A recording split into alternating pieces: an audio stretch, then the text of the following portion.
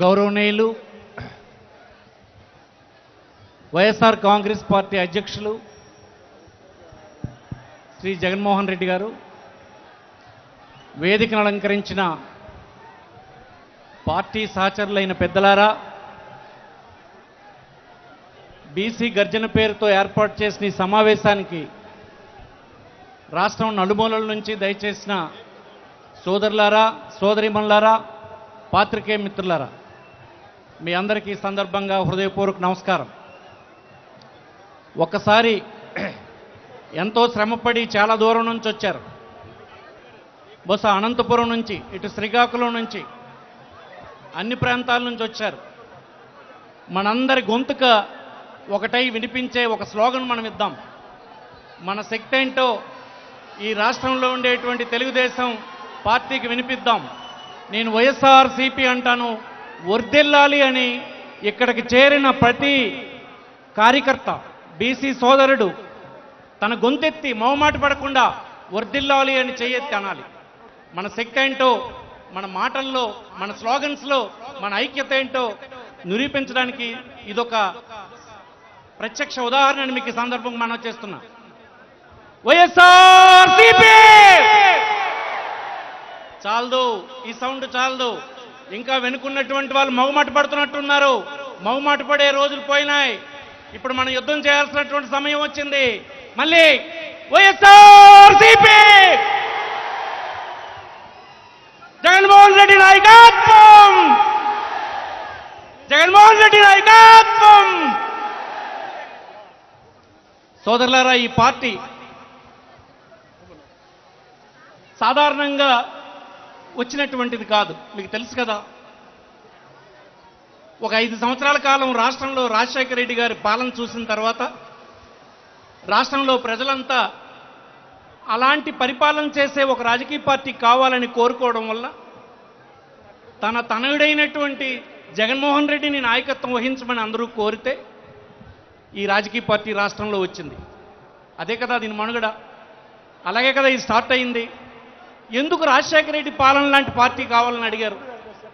ఒకసారి మనం ఆలోచిస్తే అతని పరిపాలనలో ప్రజలకు వారి ఆత్మాభిమానాన్ని నిలబెట్టేటువంటి కార్యక్రమాలు, సమాజంలో సమాజానికి దోహదం చేసేటువంటి కార్యక్రమాలు, సమాజంలో సామాజిక గౌరవాన్ని పొందేటట్టుగా ఉండే కార్యక్రమాలు పెద్ద ఎత్తున చేయడం వల్ల అలాంటి రాజకీయ పార్టీ ఈ రాష్ట్రంలో రావాలని, కావాలని మనందరం కోరడం ద్వారా జగన్మోహన్ రెడ్డి గారి నాయకత్వంలో ఈ పార్టీని స్థాపించుకున్నాం మనందరం కలిసి.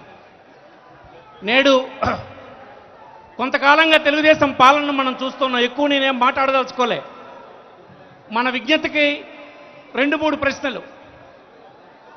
ఈ రాష్ట్రంలో చంద్రబాబు నాయుడు గారు అధికారంలో లేని 5 సంవత్సరాలు ఉంది. మొన్న అధికారం వచ్చిన తర్వాత 5 సంవత్సరాలు ఉంది. ఏ ఒక్కరినైనా ఒక బ్యాక్వర్డ్ క్లాస్ వాడిని అతను రాజ్యసభకు పంపించినటువంటి సందర్భం మీరు ఎవరైనా ఎరుగుదురా? నేను మిమ్మల్నే కాదు, టీవీల్లో చూస్తున్న రాష్ట్ర ప్రజలందరికీ అడుగుతున్నాను. తనది బ్యాక్వర్డ్ క్లాసుల వల్లనే అధికారంలోకి వచ్చిన రాజకీయ పార్టీ అధికారంలోకి వచ్చిందని చెప్పాడు కదా. చంద్రబాబు గారిని ఆలోచించమనండి. ఒక్క రాజ్యసభ మెంబర్ని మీరు గడిచిన 5 సంవత్సరాలు కానీ ఇప్పుడు కానీ మీరు రాజ్యసభకు పంపించారా? నెంబర్ 1.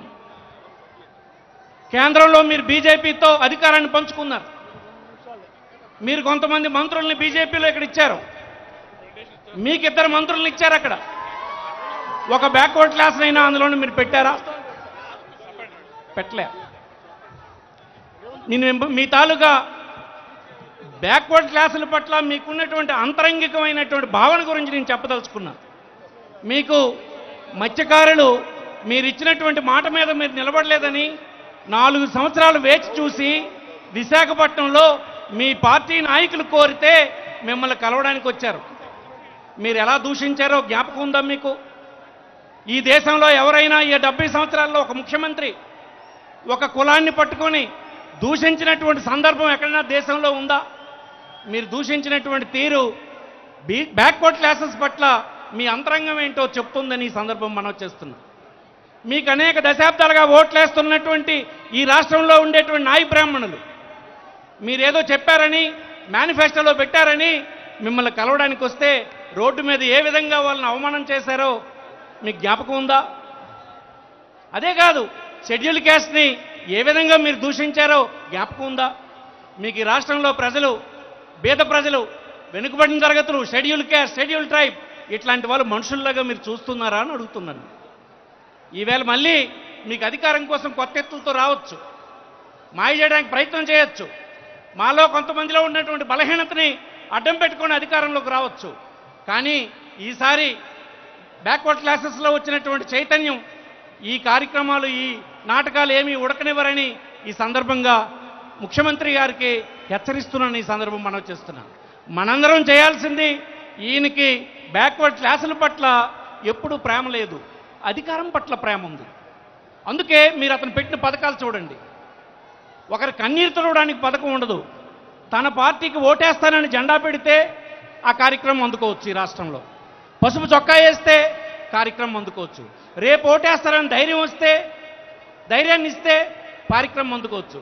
కానీ తన ఇష్టం వచ్చినట్టు ఈ ప్రజాస్వామ్యంలో ఒక రాజకీయ పార్టీని ఎంచుకుంటానంటే ఈ రాష్ట్రంలో చంద్రబాబు గారు ప్రవేశపెట్టినటువంటి ఏ సంక్షేమ కార్యక్రమం అందుకోవడానికి అవకాశం ఉండదు. అయితే నువ్వు సంక్షేమ కార్యక్రమం పెట్టింది నీకోసమా, వాడి కన్నీరు తుడవడానికి కోసమా, పేదవాడి ఆకలి తీర్చడానికి కోసమా? మీరు జవాబు చెప్పాలని అడుగుతున్నాను. అందుకోసం ఆయనకి మనసులో లేదు. ఈవేళ ఈ కార్యక్రమం బీసీ డిక్లరేషన్ అంటే ఏమీ కాదు. అధికారం చేపట్టబోతున్నటువంటి వైఎస్ఆర్ కాంగ్రెస్ పార్టీ తనకు అధికారం వచ్చిన తర్వాత చేయాల్సినటువంటి కార్యక్రమాన్ని రాష్ట్ర ప్రజల ముందు పెట్టడమే డిక్లరేషన్. వెనుకబడిన తరగతుల పట్ల వైఎస్ఆర్ కాంగ్రెస్ పార్టీ ఎలా వ్యవహరించబోతుంది, ఏ విధానాలను ఆచరించబోతుంది అనేటువంటి చెప్పే మాటే డిక్లరేషన్. దీనికి అంతకంటే ఇంకేమీ అర్థం లేదు. అది ధైర్యంగా నేడు ఈ కార్యక్రమం చేయడానికి 1 సంవత్సరం 4 మాసాల కాలం అధ్యయనం జరిగింది. మా కిష్టన్న ఆధ్వర్యాన్ని అనేక మంది బీసీ నాయకులు పాల్గొన్నారు. మీ అందరికీ నేను అభినందిస్తున్నా. మంచి రిపోర్ట్ను తయారు చేసి అధ్యక్షులకు అందించారు. వారికి ఒక అధికారం ఇద్దాం. ఇన్నిసార్లు చూసి మోసపోయాం. యువకుడైనటువంటి వాడు, మనందరి ప్రీతమ నాయకుడైనటువంటి రాజశేఖర రెడ్డి కుమారుడు ఈవేళ ధైర్యంగా మన ముందుకు వచ్చి మనకు నాయకత్వం వహిస్తానన్నప్పుడు ఏమిటి మనకు అభ్యంతరం అని అంటాను. మనందరం ఒక్కసారి ఈ యువకుడు వెనక ఉందాం, ఈ యువకులకు జయకొడదాం, అధికారంలోకి తీసుకొద్దాం అనేటువంటి విషయాన్ని ఈ సందర్భంగా మీ అందరికీ మనవి చేస్తూ, వారు డిక్లరేషన్లో ఉండే అంశాలన్నీ చెప్తారు. దానికి తగ్గట్టుగా మనం గ్రామాల్లో ప్రచారం చేసి అందరినీ కూడగట్టి మోసపోకుండా ఈ వర్గాలను చూసి అధికారంలోకి తీసుకొచ్చేదానికి బ్యాక్వర్డ్ క్లాసెస్ బ్రహ్మాండమైనటువంటి పాత్ర నిర్వహించినారన్నటువంటిది మనం దక్కించుకోవాలని సందర్భంగా మనవి చేస్తూ మీ అందరి వద్ద సెలవు తీసుకుంటున్నాను. నమస్కారం. వార్తావాణి న్యూస్ ఛానల్ ఎప్పటికప్పుడు రాజకీయ, సినీ విశేషాలు, స్పోర్ట్స్ మరియు సాంకేతిక పరమైన మరెన్నో విషయాలను మన ముందుకు తెస్తుంది. మరింత సమాచారం కొరకు వార్తావాణి న్యూస్ ఛానల్ ని సబ్స్క్రైబ్ చేయండి.